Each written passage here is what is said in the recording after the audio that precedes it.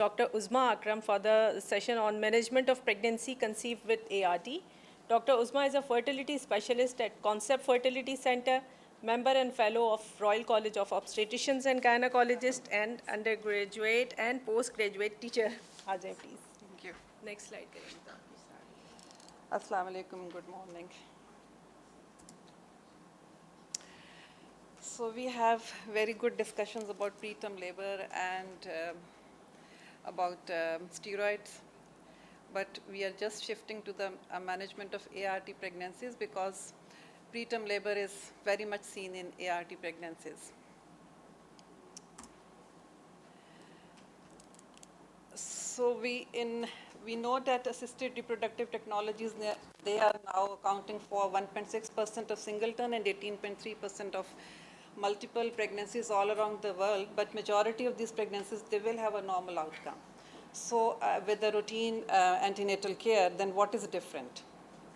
The difference is this, that there is an association with increased risk of maternal, fetal, and perinatal complications affected by specific IVF techniques, and the underlying causes of infertility in couples, like metabolic disorders, thyroid disorders, hormonal disorders in the form of PCOS, genetic conditions, and pre-existing health issues, along with advanced maternal age, make these pregnancies high risk. So what are those risks? They can be maternal and fetal. The maternal risks are seen in early pregnancy and in late pregnancy. In early pregnancy, we see psychological distress, ovarian hyperstimulation syndrome, luteal phase insufficiency, miscarriage, ectopic pregnancy, heterotopic pregnancy, venous thromboembolism. And in late pregnancy, pregnancy-induced hypertension, gestational diabetes, and placental complications, whereas the fetal complications are seen in the form of multiple pregnancy, congenital abnormalities, preterm labor, growth restrictions, and stillbirths. The early pregnancy complications, psychological complications are there because the couple who come for fertility treatment, they're already under a lot of distress. And the treatment of fertility itself is very stressful. Therefore, we need to be very sensitive to the people who are coming for infertility treatment, and couples, they must be provided support to discuss any issues which are there for them by the trained staff. The major risk is ovarian hyperstimulation syndrome, and this is unique to ART. And all women who, particularly those who are at increased risk, they must be counseled about ovarian hyperstimulation syndrome before the start of IVF treatment. It can be mild in 8 to 23% of cases, where there will be only abdominal discomfort, nausea, and diarrhea, and there could be ovarian size could be about 12 centimeters, from between 5 to 12 centimeters. And in few cases, between 1 to 7%, it would be moderate, in which, along with other symptoms, there would be presence of ascitic fluid on ultrasound. And very few cases will be severe, 0.25 to 5%, in which there would be, along with other cases, there would be presence of hydrothorax, shortness of breath, and hemoconcentration due to the movement of fluid from intravascular to the extravascular cavities. So there are risk factors which need to be assessed before the start of treatment, that age less than 35 years, low BMI, polycystic ovarian disease, and women who are with polycystic ovarian disease, they would be coming mostly for ART. The large number of follicles, if aspirated during ovum retrieval, if there are more than 30 follicles are aspirated, then there are chances of ovarian hyperstimulation. Estradiol level of more than 6,000 microgram is a risk factor.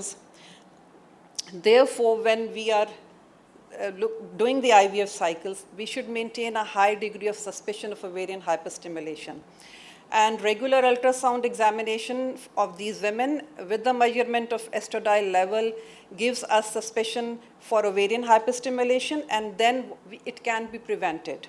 First, we can do coasting, that no dosage is given during the stimulation for a few days, or we can delay the HCG administration. Similarly, the women who have polycystic ovarian disease, they can be given metformin during the treatment with GnRH analogs. Those who are hyper-responders, in which there are a large number of follicles are present, or are in the indication of hyper-response, they can be put on a cycle which is stimulation by GnRH analog, and not with GnRH analogs, so that they do not go into ovarian hyperstimulation. Cycle cancellation can also be required, which is very painful for the couples. But they must be told that ovarian hyperstimulation sometimes can be very serious. And they can go for all freeze, that instead of having fresh embryo transfers, they can go for frozen embryo transfers in the cycles in which there is higher risk of ovarian hyperstimulation. Once it is diagnosed, and even in mild to moderate of cases, we only need supportive treatment for ovarian hyperstimulation. Hematocrit levels, they are very important indicators in the management of ovarian hyperstimulation syndrome, because if it is greater than 60%, with deranged coagulation profile, higher leukocyte counts, then it is predictive of thromboembolism. And in those cases, anticoagulation therapy and hospitalization is indicated. The other risk factor in early pregnancy is venous thromboembolism. Its incidence is 0.7 to 10%, but the risk factor ART itself almost doubles the risk of thromboembolism. And ovarian hyperstimulation syndrome is a major risk factor. Therefore, we have to be very careful with the patients who develop ovarian hyperstimulation, because the symptoms of venous thromboembolism, they may appear several weeks after the apparent resolution of ovarian hyperstimulation.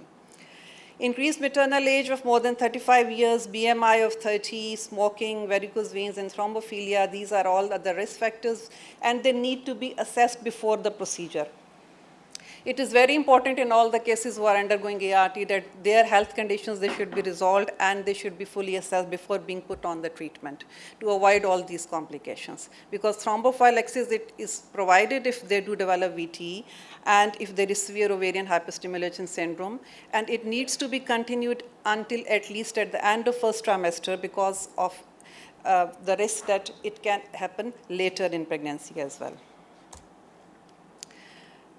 The incidence of miscarriage is same, 15 to 20%. But we know that there is increase in risk of miscarriage with increasing maternal age. It is 32.3% between the age of 40 to 45 years. And the cohort of patients which come for ART, they are already in advanced maternal age, advanced in age. Therefore, there are high chances of their developing miscarriage. The number of embryos which are transferred, the more the number of embryos, the more are the chances of miscarriage. Uterine anomalies can all lead to miscarriage.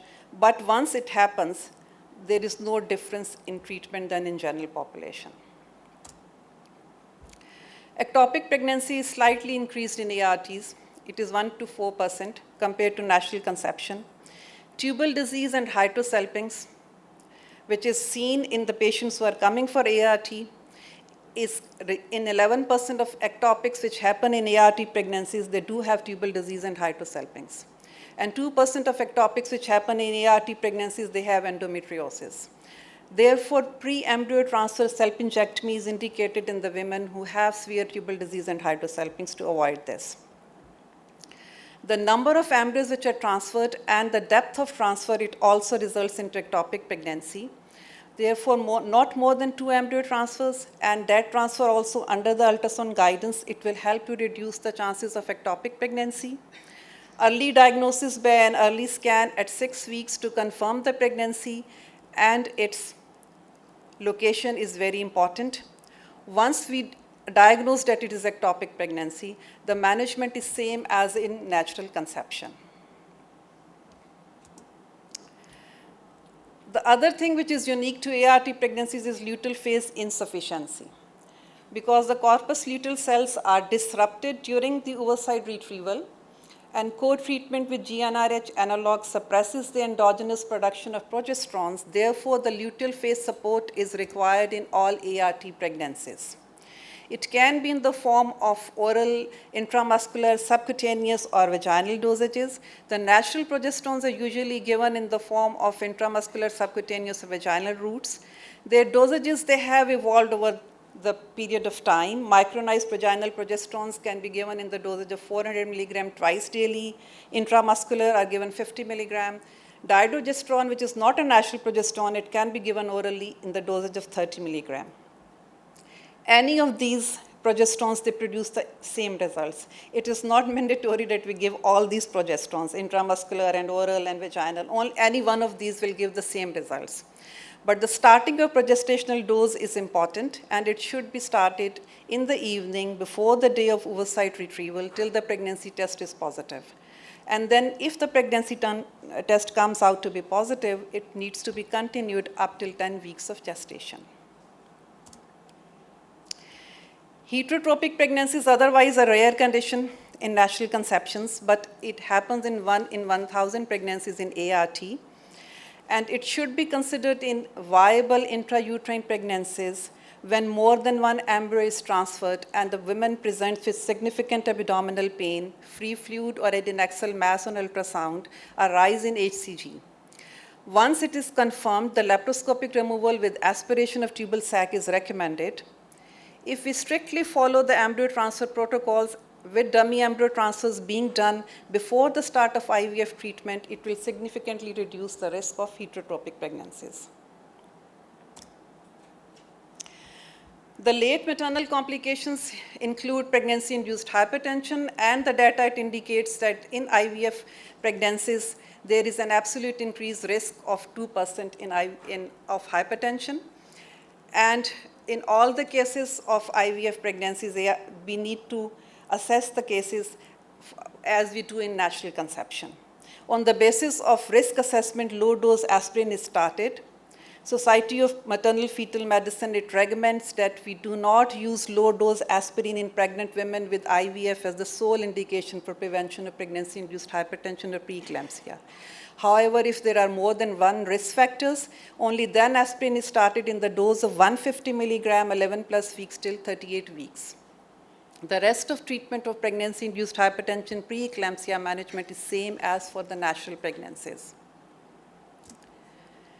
Gestational diabetes also has an increased risk of about 1%, and the risk assessment as indicative for all other pregnancies should be done. OGTT is recommended to be performed between 24 to 28 weeks. The prevalence of gestational diabetes is twice as high in women with PCOS as compared to women without this, and it must be kept in consideration when we are dealing with pregnancies conceived by ART. All placental complications like placenta previa, placenta accreta, placental abruptions, they are increased, they are higher in ART pregnancies. But they are managed as of in general pregnant women, and no additional surveillance is required. Fetal complications are there, which since the introduction of ART, there has been a concern regarding its effect on the fetus. While some complications are more common in these fetuses, it is not known that if this is due to the ART itself or the underlying causes of subfertility like advanced maternal age and poor gamete quality. The incidence of fetal structural anomalies is slightly increased. It is 6.5 to 7% in ART pregnancies. Anorectal malformations, congenital cardiac lesions, neural tube defects, they all are seen. Nervous system and genital abnormalities are reported, but the frequency is inconsistent. Some studies, they do, however, show that congenital anomalies are more common after ICSI than IVF procedures. Despite this increased incidence, no additional surveillance is recommended other than the routine anomaly scan performed between 18 to 21 weeks of gestation. Fetal chromosomal abnormalities, they have a higher risk because the risk of unrecognized chromosomal abnormalities is higher in couples who are requiring ART than in general population. The oligospermic, azoospermic men undergoing ICSI, incidence of autosomal translocations, inversions is higher, 4.6 to 13.7%. Microdeletions and Y chromosomes is 5.15%. Therefore, karyotyping of male partner before ICSI for severe oligoasthenospermia may be considered. The Society of Maternal Fetal Medicine recommends that genetic counseling should be offered to all the patients undergoing IVF, and we recommend that all patients with IVF pregnancies should be offered prenatal genetic screening and genetic and diagnostic testing, fetal echocardiography to be offered to patients with IVF pregnancies. Multiple pregnancy. WHO, ACOG all recognized that multiple pregnancy is a major complication of ART which leads to adverse maternal, obstetrics, and perinatal outcomes. Couples who should be thoroughly counseled about the significant risk of multiple pregnancies associated with ART because they always request for higher order transfers of embryo. And they think that if twins and triplets in one go they have twin and triplets, it will save their money. Therefore, they have to be counseled that triplets or higher order births, they will result into more bad outcomes, and rather going for it, they can go for frozen embryo transfers for later use if they have more embryos. Because we know that twins in natural conception happen only in 1.25% of cases, whereas in ART they happen in 15 to 33% of cases. Similarly, triplets and higher order births, they are more common in ART pregnancies. The option of multi-fetal pregnancy reduction along with its risks must be discussed with the couples. Termination of one or more fetuses to lower numbers, it decreases the risk of preterm labor and risk of miscarriage by 4.7%. Preterm birth and preterm labor, it has been discussed earlier on as well, and we should know that the risk of preterm birth is higher in all types of singleton gestations from ART. And the meta-analysis, it shows that when compared with the natural conception, the odds ratio is 2, and it is increased in even with single pregnancies. Therefore, before 37 weeks of gestation in ART pregnancies, 11.2% they can go into preterm labor, whereas 5.4% go in natural conception. Before 32 weeks of gestation, 2.6% they can go in labor, and 0.7% in natural conception. The rate of preterm births is further increased in twins and triplets. Before 37 weeks of gestation, 11.1% in singleton versus 80.4% in twins. And before 32 weeks of gestation, 1.6% in singletons versus 12.1% in twins and 36.3% in triplets can go into preterm labor. Now there is a risk of preterm birth. What we need to do? There may be an increased risk for spontaneous preterm birth in IVF pregnancies. Serial cervical length measurement is not recommended for screening purposes. The Society of Maternal Fetal Medicine recommends that only visualization of cervix at between 18 to 22 weeks of gestation by ultrasound scan is enough, and discontinuation of progesterone initiated for the sole purpose of IVF is recommended by 12 weeks of gestation. They should not be used prophylactically.